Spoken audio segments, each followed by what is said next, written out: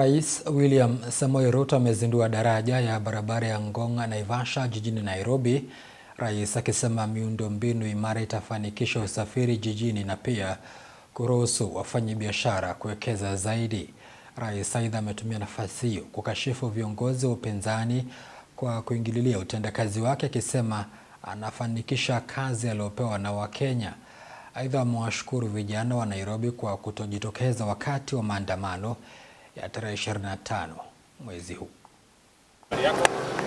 Rais William Ruto amezindua rasmi daraja ya barabara ya Ngong Naivasha katika jiji kuu la Nairobi. Rais Ruto akisema kuwa barabara hiyo itakuwa nguzo muhimu kuinua uchumi wa Nairobi, kurahisisha usafiri wa wananchi na mizigo jijini, akiweka wazi kuwa miundombinu imara hupea wawekezaji imani tosha kuendeleza biashara zao. Mimi niliwaeleza hii Nairobi tutaipangia vizuri. Nimewaeleza hii mjengo hii ya barabara hii ilikuwa imepangiwa kumalizika mwaka ujao Julai. Mimi nikakuja hapa mara 3 nikamwambia huyu contractor, hakuna vile tunaweza kungojea miaka 3 hii mahali jaa misumbue wananchi.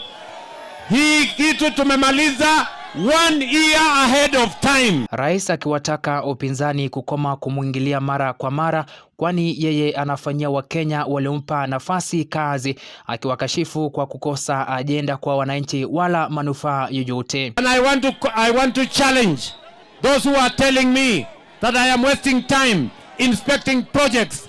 This project here was supposed to be complete next year July.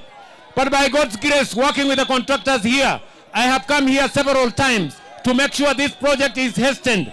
Today, we are launching this project 1 year ahead of time, to mean that what we can do for 10 years, we can do in 5 years. Tuendelee ama tuendelee bwana? Nataka mimi niwaambie wale majamaa, wachaneni na mimi nifanye kazi ya wananchi.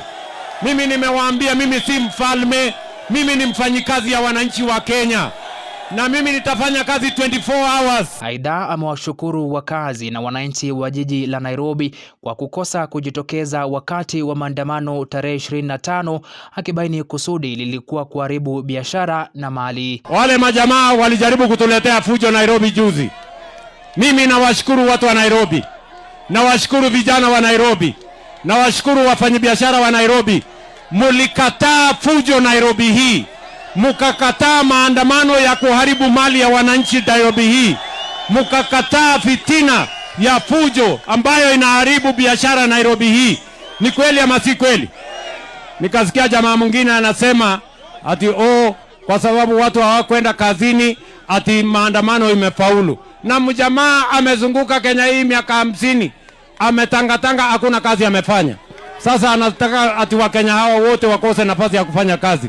Wewe my friend, vile umekosa kazi ya kufanya for 60 years ama 50 years, wachana na Wakenya waende kazini. Kila mtu anataka kuendesha asoli yake, tubadilishe uchumi, tusongeshe Kenya mbele. Tutamia watu wa Nairobi, nione tutamia. Fredrick Wambua, Undugu TV.